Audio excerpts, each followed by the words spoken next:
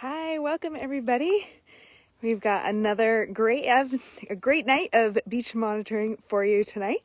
I am out at Penrose Point State Park, and it is a very different night than last night. Last night we had what I guess meteorologists are calling an atmospheric river, which basically means just a whole lot of rain. But tonight I'm out at Penrose, and I'm going to start right at the very top of the beach. It's an absolutely gorgeous night. There's like almost no wind.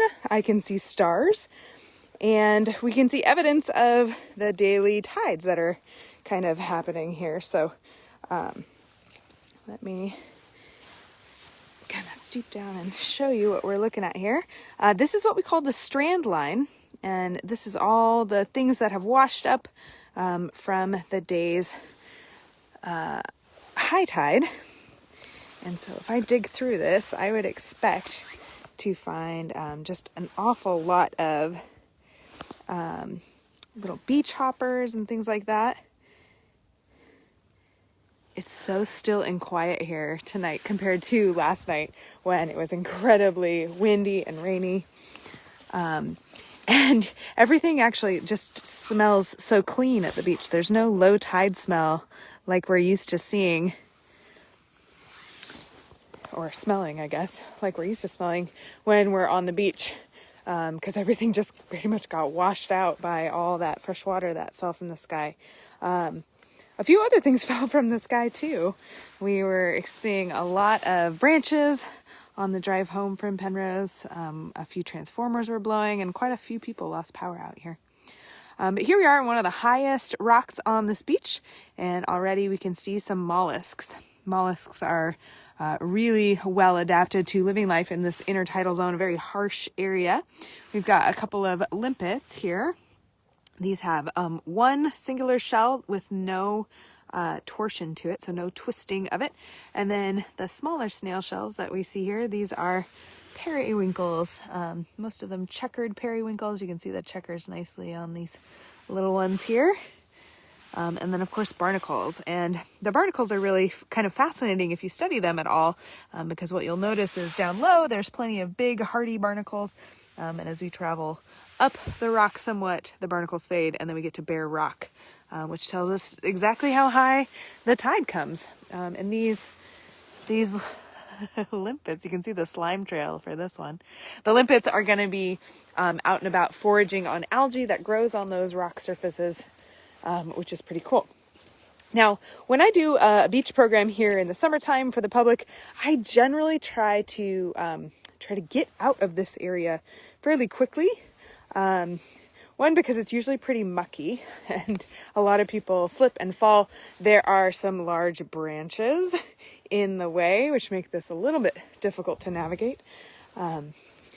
But because this area is going to be exposed for a really long time, I generally encourage visitors to come check it out after they've experienced the low tide. So as we go lower and lower, as the tide retreats away from the beach, that gives us this very small window of opportunity to engage with the animals and the wildlife that's down there. This stuff is going to be exposed for quite a while, maybe 10 hours or more. So we've got time to come back up and check this out. But it is a fantastic spot for viewing some of the smaller animals. See if I can turn over one of these smallish rocks here. I'm flipping one that I can safely lift with one hand. And as predicted, we've got some shore crabs under here. Also a clam. Looks to be a live clam. You'll know if it starts moving or it clamps its shell closed. These are green shore crabs. They're the most common species this high up on the beach. Occasionally we'll see purple shore crabs, and you can always tell a purple shore crab because it'll have polka dots on its pinchers. So we'll go ahead and gently place that rock back. While I'm making my way out to our beach monitoring team, if you want to post in the comments where you're watching from, that's always great for us to know.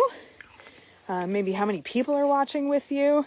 And then if you want to share this feed, Facebook makes that really easy to do. Go ahead and hit that share button and make a post about all the cool, amazing things that we're going to see tonight. Actually, I have no idea what we're going to see tonight. It's a mystery, which is kind of part of the fun. Even though we've been at this beach for the past 4 nights, we've seen different things each time that we've been here.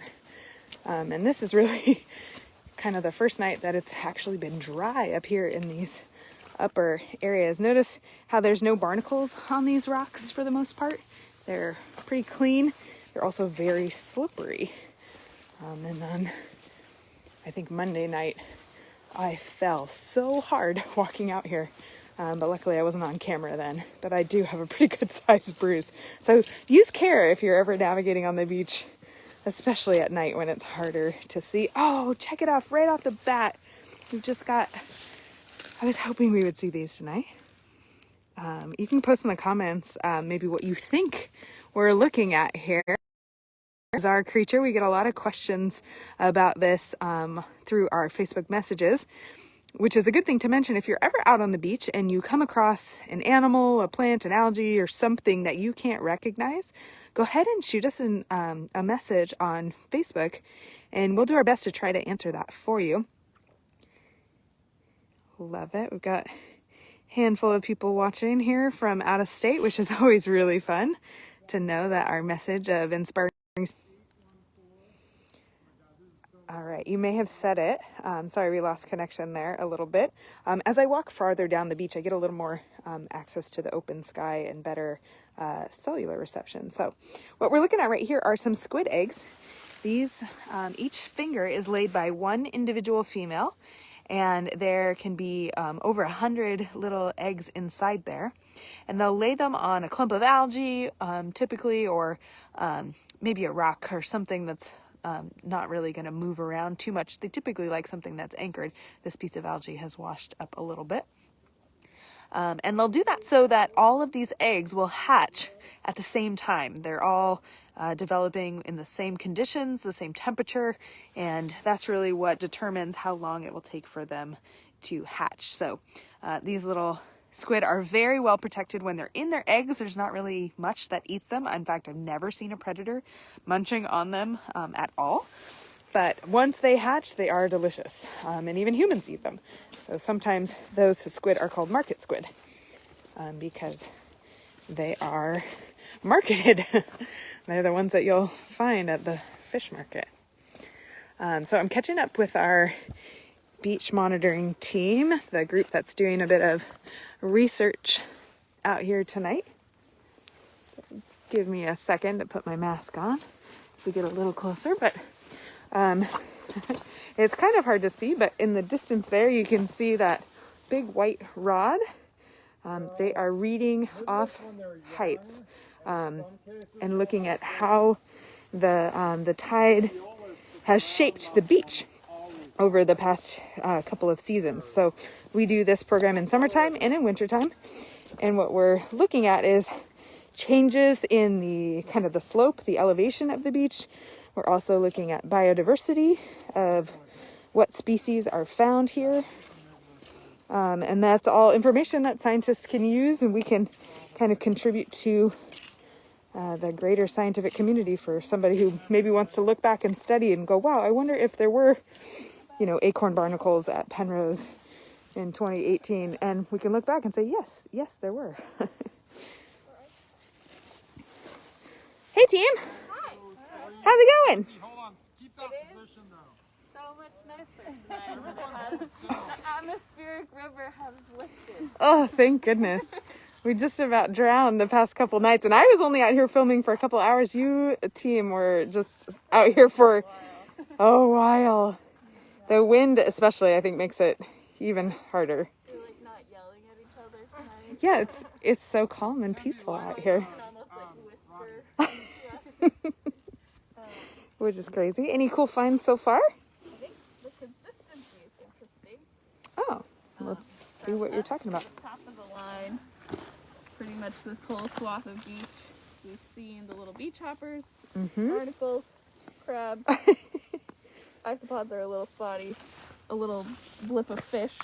Okay, couple gunnels. Limpets, mussels, snails, which there's usually a snail gap Oh, which okay. Right now we haven't found a snail yet. Oh, I got a bunch of them. Okay. Just found them. The snail gap is not here yet. We're kind of getting into the flatworm territory. Okay. I know those are your favorite. Red algae has been consistent. Oyster's pretty much Nice. consistent. So good. A lot of diversity so far, which is awesome to see. Yeah. It's interesting though once you get closer to the water. How they change. Then we'll start adding in Some of the others. like the polychaetes will come up. Yep. Maybe some chitons. Nice. Sea stars if we're lucky. We were checking out some of 10, the 7, 6. limpets and periwinkle snails earlier. We should see if we find an isopod. Our new thing is isopod eyes. Oh, We're all about them. okay. And I also have a show and tell, I think. Oh, yes. I asked you for a show and tell yesterday. But it might just be battery. Hold on. Howard's asking, where is the rain? And my answer to you, Howard, is anywhere but here. I don't care. Oh, yes. Yesterday, we were looking at... 137. One more time, Mike. 1137. 137. Mike's also shouting Slope lines. heights of the slope, I mean. So, for the Olympia oysters that we were looking for yesterday in our Olympia oyster plots, Yes. the way you can tell if it's just the shell is there's these little, like, kind of look like teeth, which I don't know why. It's really hard to see, but Can you see that? I believe you. With your eyeballs, you see that. That means it's an Olympia oyster. Love it. Hooray! You have I- a gunnel. You want to show that gunnel off? Oh, yeah. I'll come check out your gunnel.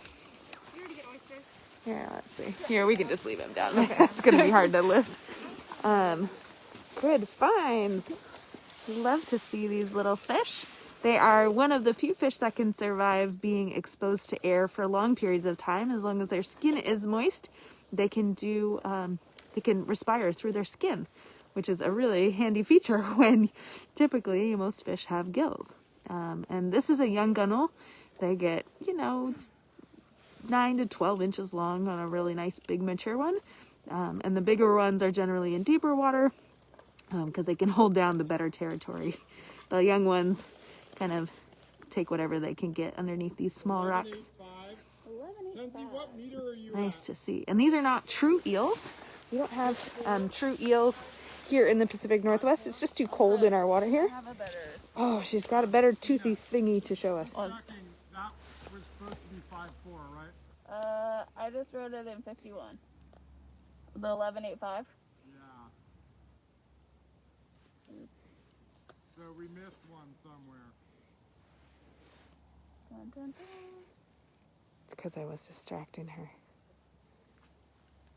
Feel like.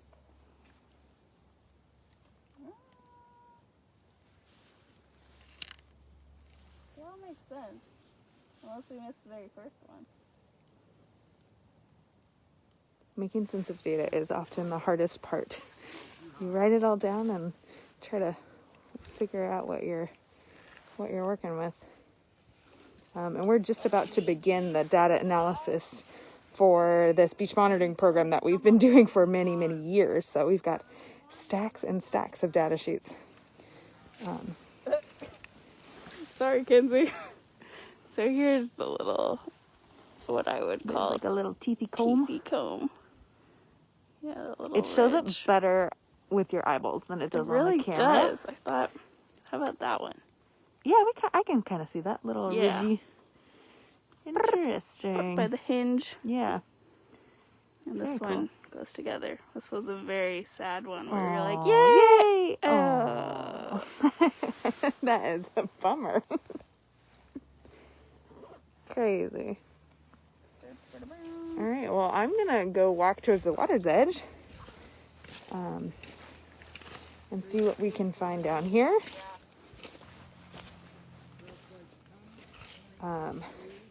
Yeah, the thing about winter is the weather's quite unpredictable, and so sometimes we get an atmospheric river, and sometimes it is dead calm out here.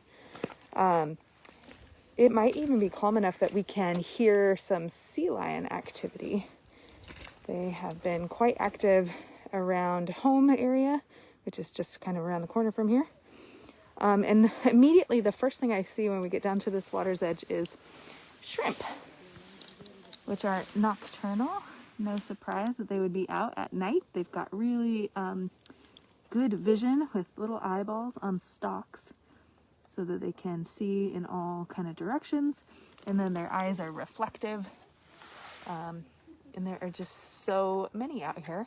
And then anywhere you get shrimp, you're most likely gonna find some shrimp predators. So I would expect there to be more gunnels and more fish in the water here.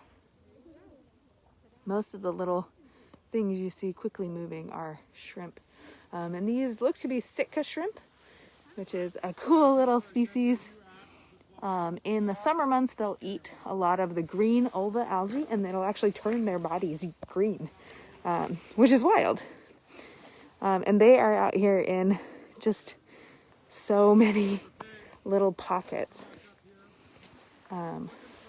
Any little puddle I see usually can find their little glowing eyeballs. So other things that are swimming away from me here are tide pool sculpin. I'll see if I can slowly let them kind of adjust to my light, and then they'll sometimes freeze and I can get close and have a look. These are little fish that look like tadpoles. They're thick in the front and more tapered on the back side. They have no swim bladder, so they're not in the water column. They're resting on the bottom. And my camera does not like to focus at night, but ooh. These ones are showing some pretty great camouflage as well. Notice the stripes run across their body and are about the same size and color as barnacles. And so when they sit in and amongst this barnacle shell litter or on barnacle covered rocks, they really blend in quite well. Got some shore crabs out and about still. As the tide goes lower, they'll hide generally under smallish rocks to be protected. There are so many little shrimp and fish here. All right, let's keep going. The tide, low tide is close to, I want to say 11:30 tonight. And we're getting into the part of our lower tide swing when, oh, look at this. When we can see some beautiful sea stars. So we've been seeing a lot of these kind of gorgeous blue colored mottled stars. The mottled stars are named because their gills and their skeleton are different colors.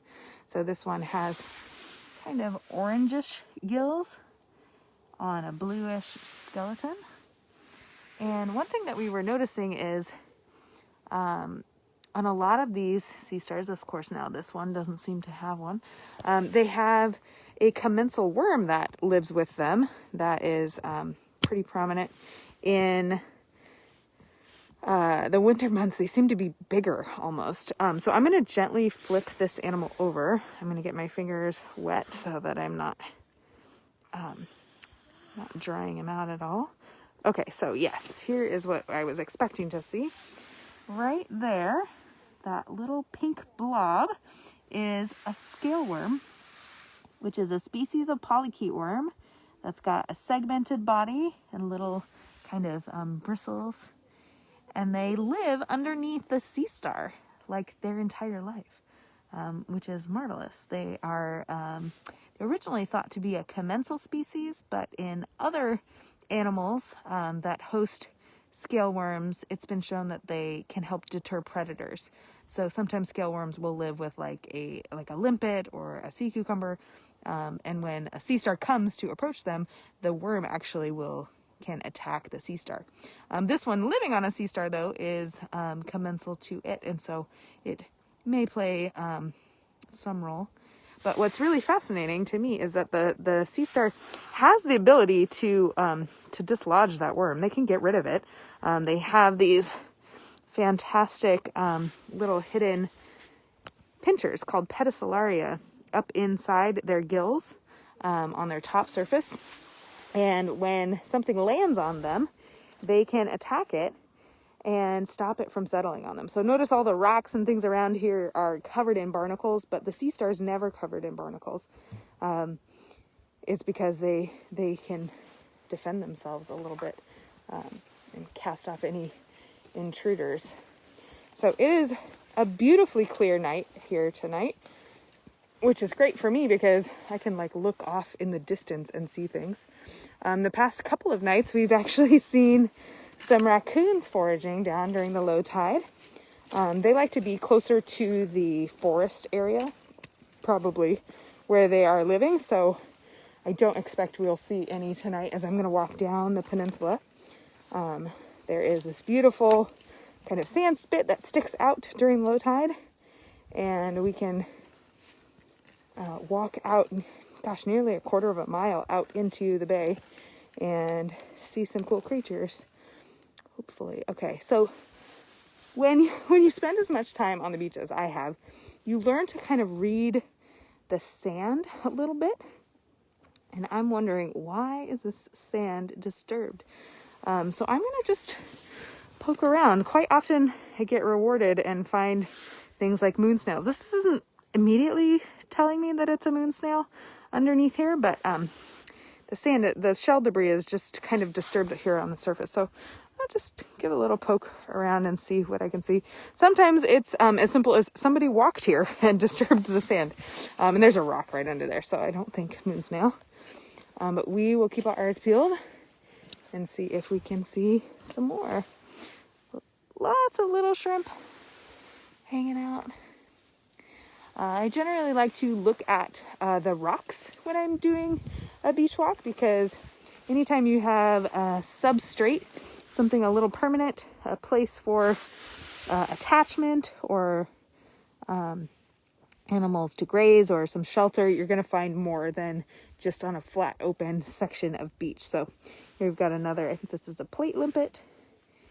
And limpets are incredible animals. A couple years ago, they were discovered to have the hardest natural substance in their tongue or their teeth or the technical term is a radula. And it's like a chainsaw tongue that scrapes along, and it's got the hardest natural substance, which is cool. I mean, who knew limpets would be on the map for that, but they are. Noticing there's a few bigger ripples out there. I'm betting my camera is not picking them up. So there may be some larger fish just offshore too.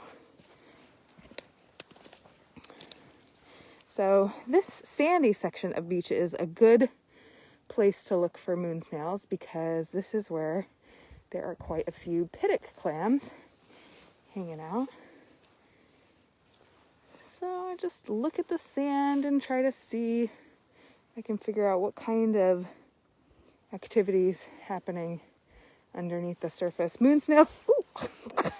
I just got startled by a clam. Let's see if we can find it. Usually the clams, once they squirt, they kind of go down below. We'll find another. Oh! I'm gonna get sprayed here. I'm in the splash zone. This could be dangerous. Or really entertaining, actually. This could be really fun for all of you at home. I'm not above a little entertainment. Can't all be educational, right? Our Harbor Wild Watch motto is learn and have fun, so we try to do both. Okay, so see how there's like this little track? That is kind of moon snail-esque. Let's see if I can. Sometimes it's hard to tell if the snail's on this end or on that end. But I'm just going to stick my hand down in here. Why not? There's not too much on these northwest beaches that would be harmful to me. Nothing on that side. It's a little soupy on this side, but I'm not feeling anybody. Down there? Okay, false alarm. We'll carry on. Let's see. These are some cool animals, typical filter feeders that we would see really commonly on the beach. They're a type of tube worm, and they're actually a polychaete, just like the scale worm that we saw living on the underside of the sea star. They are quite diverse, the polychaetes. There's about 10,000 species worldwide. So people always ask me to identify, what was this cool weird worm I saw? I'm like, I can get you to polychaete, and that's about it. They're segmented like the earthworms in your yard you might be familiar with, but they have these added little bristles. And some of them are free swimming, and they actually swim quite fast. Would be like the sea nymphs and necklace worms. Others are attached and don't really move. So like this one right here is a feather duster tube worm. So this one's going to have a pretty good sized crown that will come out and grab food from the water. Oh, here's a cool find. This right here is a hermit crab. And we can see this one's in a shell that's broken, but it fits. So this little crab is not going to give it up until it finds a better fitting shell. Sometimes that means taking a shell from another hermit. All right. Okay, so I tend to lose service when I bend down really low to the ground like that. So I apologize for that connection interruption. We've got a hairy hermit crab here, a really kind of fun one, kind of hanging out. All right, let's see if I can get to some better service. This beach never used to have service problems. I'll have to investigate that a little bit. This is a fairly common sight on the beach. Anytime you see a crab that's upside down, if it's not wiggling, it's definitely a dead crab. And crabs can die for a number of reasons. They quite often, if you find an intact whole crab that's dead, it's because it could not get out of its shell. They molt. They have to shed their outer shell in order to grow. So here's a cool, a really large animal. This one right here is a Japanese oyster. And Japanese oysters are kind of an interesting cautionary tale. It's very, very Jurassic Park-like. Japanese oysters were brought here as a food harvest because people love to eat oysters. I'm sure some of you can relate. Personally, for me, it feels like I'm eating my coworkers a little bit. I love these sea creatures a little too much to eat them. But the Japanese oysters were brought in and placed on our beaches, and their reproductive cycle requires sort of warm water in their larval stage. And so knowing how cold Puget Sound gets in the summertime, how cold it gets in the winter, it was thought that the larvae would never survive. And so we didn't really have to worry about them reproducing. But then we had a little bout of climate change and global warming, and our ocean temperatures and the temperature of the Puget Sound for a number of summers was elevated, and that allowed for these animals to spawn and have successful larval recruitment. And so we see oysters in places where they were never planted, which is telling us that they are surviving and thriving. We've got a lot of plankton here in our water, which is what fuels the growth of those animals. Okay, let's get... Ooh, my flashlight is dying a little bit. Let me swap out for an extra. Oh. Let's see how we do here. All right. So the tide's still going out. I was hoping we would find more sea stars by now, but that's all right. Got lots and lots of shrimp activity here.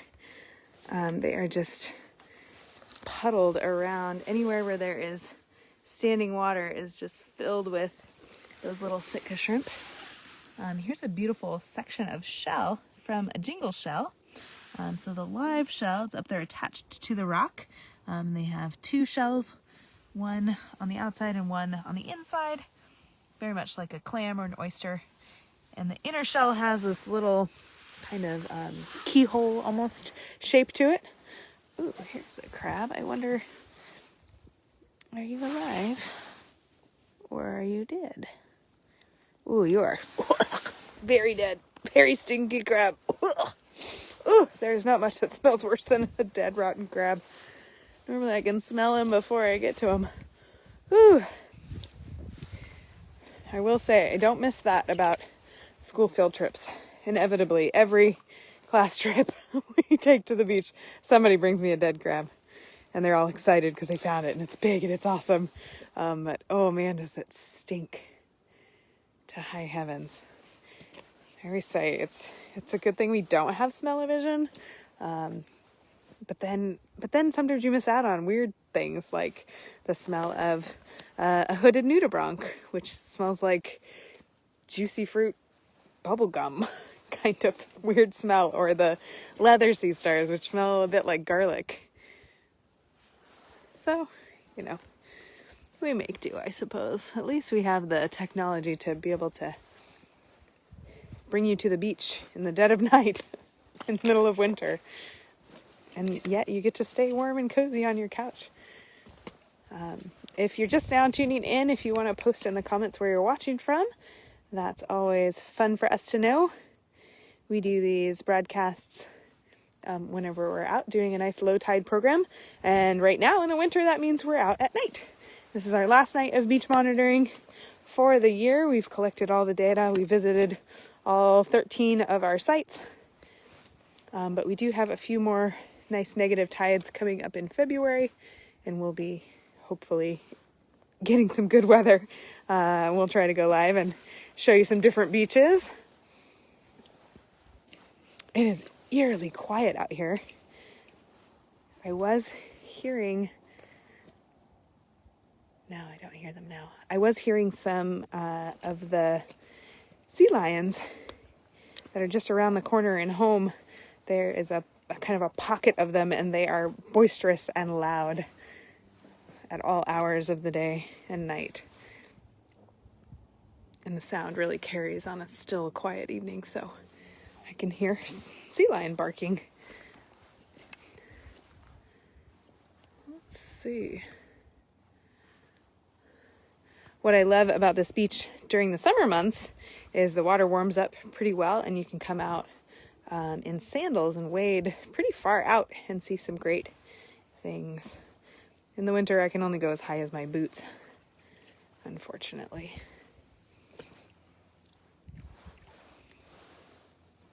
More of the same. Shrimp, shrimp, shrimp everywhere I go. And you can just hear them kind of thrashing about in these puddles, trying to, get down underneath the rocks, be protected, and stay underwater. The shrimp they're fairly tough, but being small-bodied, they can get chilled a little easily on a night like this. Yesterday was crazy warm. It was about 55 degrees Fahrenheit when we began our broadcast, and about midnight when we wrapped up, it was still about 50 degrees. Tonight it's 39. So a bit chillier, but I will take chilly and not rainy any day. So this is a good little tide pool that shows what the beach here is made out of. You can see that kind of bluish section is clay. And then we have sand and rocks and gravel and cobble and boulders. And then right here, this is a Pitic Clam. And Pitic clams are quite famous for their ability to bore straight into the clay and the rock. In fact, geologists can look at Pitic clam holes in rock that is no longer underwater and know that at one point that rock was in the ocean because of the presence of the Pitic holes. And in all of my years of doing beach programs like this, I have only seen maybe 2 or 3 Pitic clam shells. Because even after the clams die, if something eats them or they die of old age or something happens, their shells are wedged so hard and so deeply into the substrate that you just can't see them.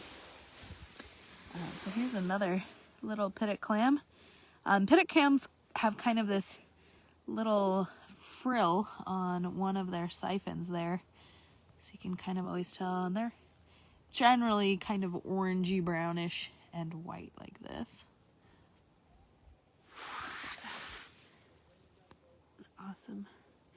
Awesome find.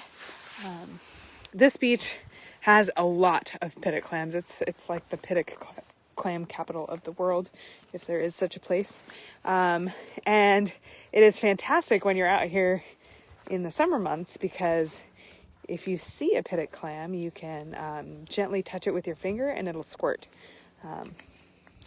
Stina always jokes that she would call it a rose clam and tell somebody, oh yeah, it smells just like a rose, but you got to get kind of really close because it smells really faint. And then when they put their nose close, that's when you poke it, and then their friend gets sprayed in the water. I don't think she's ever actually done that, because it's Stina we're talking about, and she's just too nice to play a trick on somebody like that, but kind of a funny thought anyway. Other clams that are common on this beach would be things like horse clams. I'm actually surprised I haven't seen a horse clam yet. And then on the lowest tides, like when we're talking maybe -3.5 or 4 foot, we can see geoduck at this location, although they like, they're not really a fan of these rocks. So they like more sandy substrate, and they can be 3 feet down. Really marvelous clams. They're so huge. But yes, hard to spot here at this particular beach. Although that doesn't stop the school kids from screaming out, a geoduck! Every time they see a clam squirt on the beach.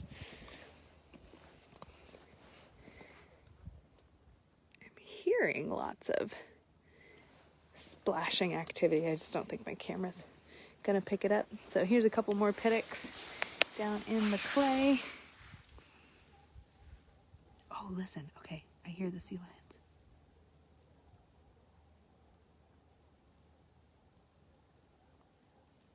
I don't think my microphone is good enough to pick that up, but maybe you heard it.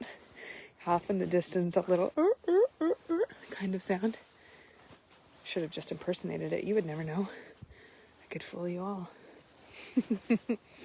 I do appreciate all of you tuning in and all the shares and likes and comments that we're getting. All that helps to get our message of stewardship out.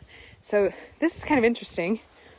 You can tell we've had a lot of wave action here because of this kind of sandy buildup,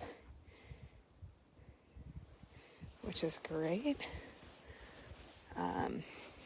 We get a lot of shell debris, and then that shell debris breaks down into smaller and smaller pieces, and that actually helps to provide the raw materials for the next generation of clams and other shelled organisms. They need to take calcium carbonate from the water, and by having so many shells on the beach, we have kind of this constant source. It's nature's recycling program,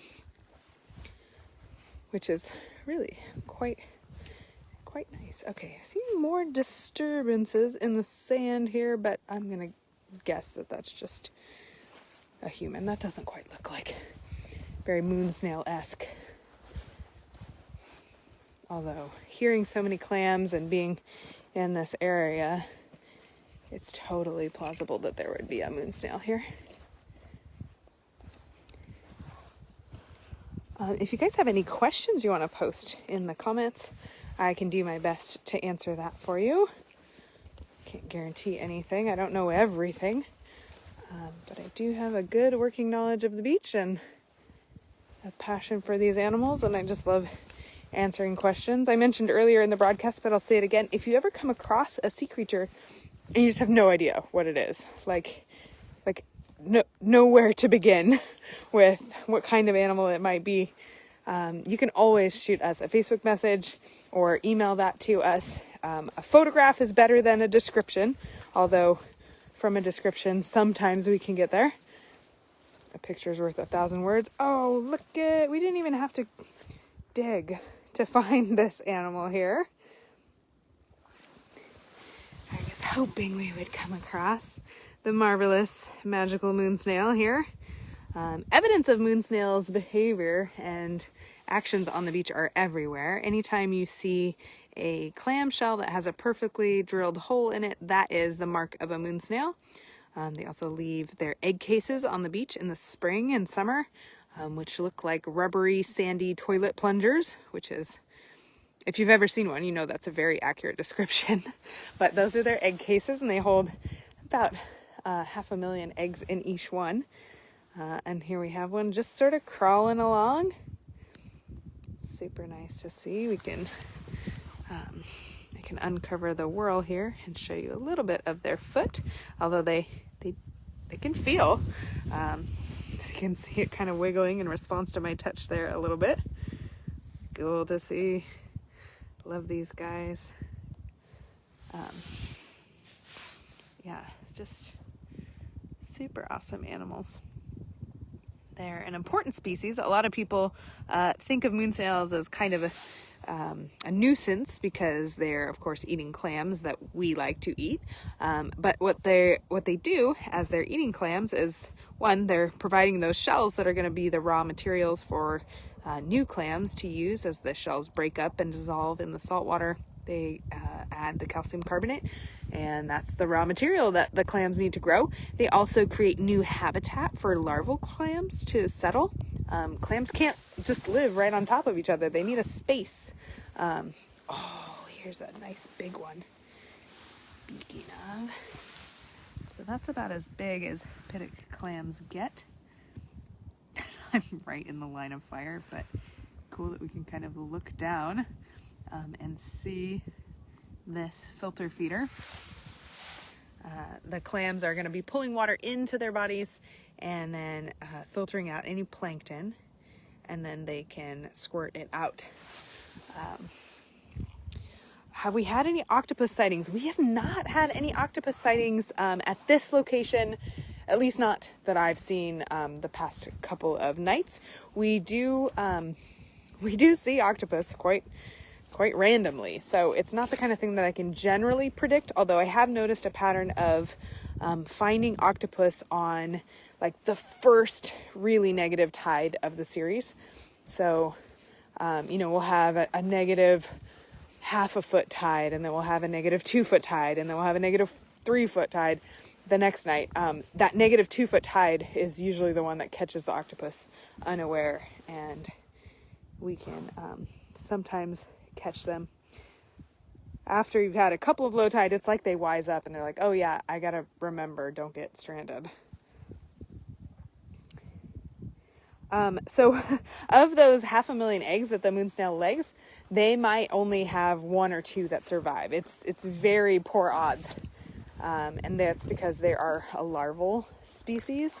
So as a part of their development, they're going to be free swimming, and they are the plankton that makes up some of the food that these other filter feeders are eating. So it's very circle of life, where we have the moon snails as the predator, but then their young get consumed by the prey species and help build their population. So it's the kind of thing where you don't want to remove moon snails from your beach, even though you think you're helping the clams, because the presence of the predator actually helps the clams. Similar to taking a wolf away from forest habitat or removing the lion from the savannah. Without those big predators, a lot of the other things suffer. Everything is connected, and so we're still learning all the ways in which things are connected. I'm going to come up the beach a little bit, see what might be living up here. Let's go to the other side. It's really interesting, this steep bank of sand here. It's about a foot difference or so. Like, that's wild. It is stinky over here. There's a dead crab. Yep. Cool. I smelled it before I even saw it. My nose works, guys. I don't have COVID. That'd be a good test. Can you smell this dead crab? Okay, well, maybe go to the doctor then if you can't. So this side of the bay is a lot more sheltered. and gets less wave action. So we have a lot more sediment kind of build up here. The ground is mushier. The rocks are smaller. In the middle of this bay is a beautiful eelgrass bed, which I wish I was brave enough to like snorkel in the middle of winter, because my very most favorite fish, the spiny lumpsucker, will come out sometimes in the winter time and hang out in the eelgrass beds. In the summer they go into deeper water and they're harder to spot, but you can see them sometimes even from shore on a nice winter low tide. And if you've never seen a spiny lumpsucker, you should absolutely Google it. Go to YouTube, check out some videos of how they swim, because they're just so stinking cute. Not that I ascribe value to animals based on their cuteness, but they absolutely are my favorite fish. They're wonderful. All right. Kind of boring on this side. Not nearly as much action. Or I should say, probably there is more going on beneath the surface because the ground is softer here. Animals can get down, so there may be more going on below where we can't really see. Yeah. So plankton is not just plant life. That's a great question. Plankton in Greek means drifter. And so we have two forms of plankton. We have plant drifters, which we call phytoplankton, and we have animal drifters called zooplankton. And they are both, some of them are just an interim stage. Here's some beautiful plumose anemones who have their tentacles out trying to capture plankton right now. So there are holoplankton, which are plankton for their whole life, and meroplankton, which are plankton for merely a portion of their life, which is how I remember them. Meroplankton are things like the moon snails that are going to transform and settle into something larger. I hope you can see this barnacle. Oh, of course he saw me. There was a barnacle eating. That one right on the end there was kicking out its feet. But yeah. Seems like a great spot to kind of wrap up our broadcast here. I've got a long walk back, but thanks for tuning in tonight. Of course, we appreciate all the comments and shares, and any donations that you care to make to our organization are going to continue to bring us this great digital learning opportunity. So thanks for hanging in there with us. I'm going to make a push for all of you who are watching, all 11 of you, to go head over to our YouTube channel and go ahead and hit that subscribe button, because once we get 1,000 subscribers on YouTube, then we can broadcast live to YouTube, and that'll allow us to do live programs for schools. A lot of schools, they don't have Facebook or TikTok or Instagram available to them. Because it's kind of locked down. But if we can get approved on YouTube as a kid-friendly channel, then we can broadcast. But we need 1,000 subscribers to be able to do that. So if you go to YouTube, please subscribe, and that will help us get our programs into schools. We also do one-on-one kind of Zoom or team lessons in schools as well. And you can find more information about that on our website, harborwildwatch.org, and that's another great place to make any financial contribution. If you can't contribute financially, we totally understand. It's not always, not everyone's in a position to do that, but sharing and liking and commenting is free, and that does help us get our message farther as well. So thanks for tuning in with us. I will flip it around and give you my my fondest winter farewell. Hopefully we'll be back on the beach in February, and in the meantime, hang out, check out our Instagram, ask us questions in the comments, and we'll do our best to answer them as best we can. So thanks for tuning in.